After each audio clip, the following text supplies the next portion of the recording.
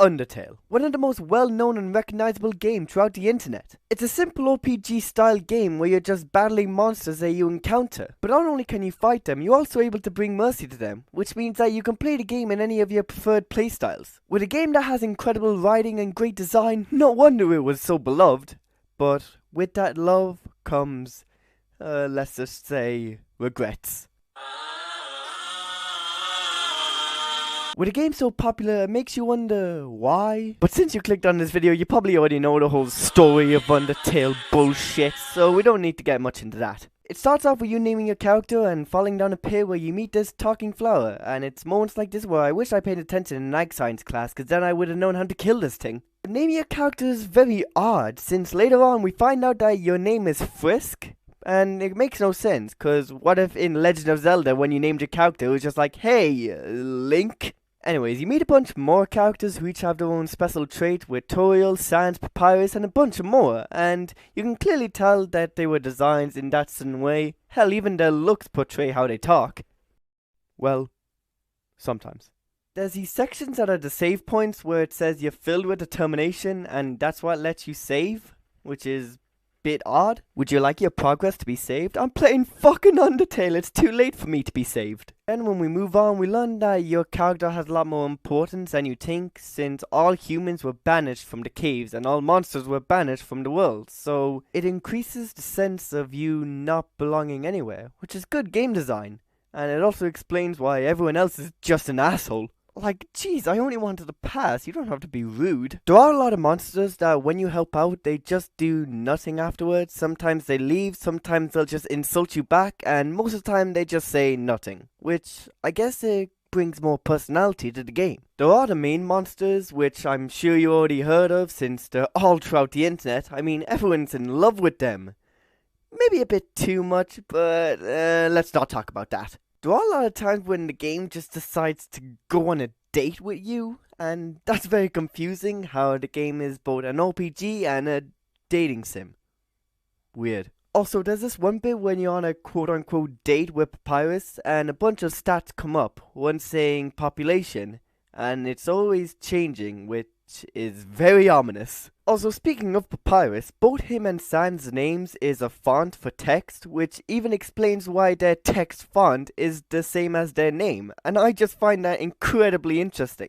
There's even side characters like this weird yellow dinosaur, this talking dog, which is a lot of, and this one dog that appears everywhere throughout the game. That dog character, by the way, is named Temmie, which is named after the person who worked on the designs of Undertale. There were a lot of more designers, but the main one was Temmie Chang. But most of the game was made by Toby Fox. A bit of backstory for Toby, he's just a game developer who also worked on the music for the game, so he does a lot. Anyways, back to the game, there's 3 different types of endings. There's the normal ending, the pacifist ending, and a genocide route, which we'll talk about that one near the end, but for now let's talk about the normal one. Normal ending ends when you kill certain characters in the game, so the endings can differ, but it doesn't really make that much of a difference. But the main ending that everyone tends to go for is the pacifist ending. In order to get the pacifist ending, you have to spare every single monster you encounter. This includes those meet-up ones and the main ones. Because then it gives an ending where everyone's alive, and it also makes the main flower turn into a weird monster, and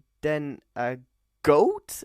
What the fuck is this game? I also like to imagine just being a normal human who had nothing to do with entering the cave, and then all of a sudden there's monsters roaming around. Like, how must they feel? Also, as a side note, you ever just wonder how these monsters know how to speak English?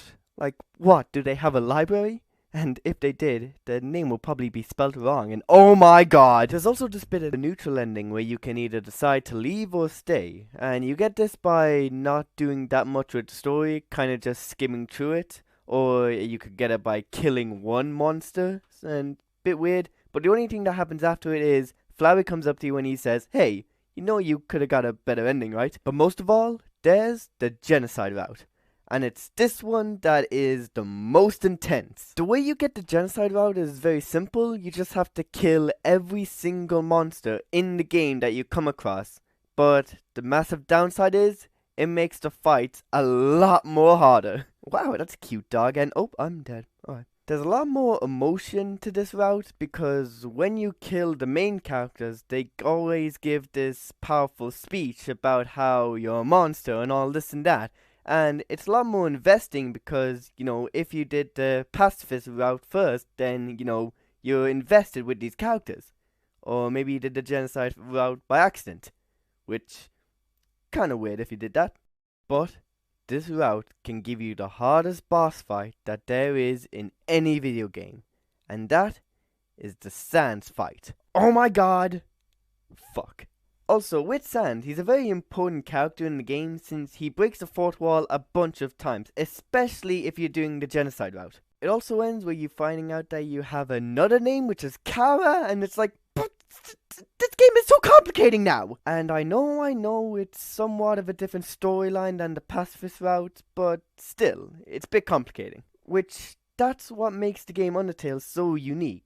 It's the fact that it has this massive story, which is just cramped into this one game. But one of the best part about it is, if you play on PC, you're able to go into the files and find hidden characters, and by going into the files, you're finding more story about the game. It's almost like Toby Fox wanted you to do it. But most of this game, it is pretty innocent. Even in the genocide route, it can make you shed a tear. Except for the fact that Alphys was told to torture all the monsters and she made a mistake, so instead of apologizing for it, she just kinda did more of it, but let's not talk about that. And so, that's it. A game that's confusing, strange, and has a very, very weird fan base. But, with all of that, it is still a fantastic game and I recommend it. Well, I hope you enjoyed this video. Make sure to like, comment, and subscribe. And also, if you want me to talk about any other games, make sure you comment them in the comment section below. And yeah! Bye!